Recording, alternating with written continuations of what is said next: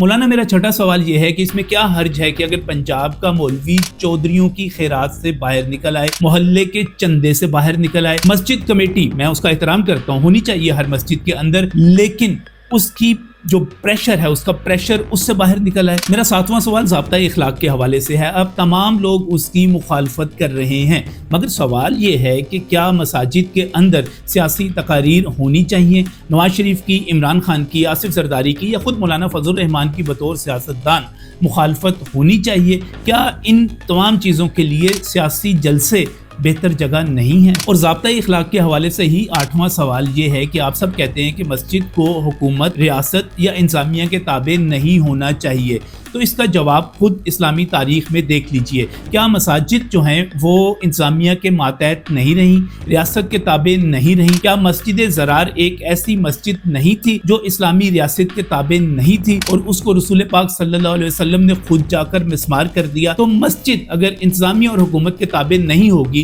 ریاست کے احکامات پر نہیں چلے گی، تو پھر وہ کس کے تابع ہوگی، کس کے احکامات پر چلے گی؟ مولانا میرا نواں سوال یہ ہے کہ یہ سب کچھ خیبر پختونخوا میں جائز ہے، یہ سب کچھ اوقاف کی مساجد میں، مدارس میں جائز ہے، وہاں پر تنخواہ لی جا سکتی ہے، لیکن ایک عام مولوی ریاست سے 25,000 روپے وظیفہ نہیں لے سکتا، اور ایک ضابطہ اخلاق جس کے تحت کہا جائے کہ آپ نے تشدد آمیز بات نہیں کرنی، آپ نے فرقہ واریت پر بات نہیں کرنی، آپ نے ایک دوسرے کے خلاف نفرت نہیں پھیلانی، آپ نے جو انتظامی احکامات ہیں ان کے مطابق چلنا ہے، وہ غلط ہے۔ اور میرا 10واں سوال، مولانا ایشوز پیدا ہوتے ہیں، ختم ہو جاتے ہیں، آپ نے جو زبان استعمال کی منہ پر مارنے والی، وہ بہرحال مناسب نہیں تھی، لیکن اس سے آگے بڑھتے ہوئے آپ کے سوشل میڈیا انفلوئنسرز یا آپ کے ساتھی جو زبان استعمال کر رہے ہیں، کیا آپ اس کو دیکھ رہے ہیں؟ کیا آپ اس کو پڑھ رہے ہیں؟ کیا وہ رسول اللہ صلی اللہ علیہ وسلم کے احکامات کے مطابق ہے؟ کیا وہ ایک عالم دین کو، ایک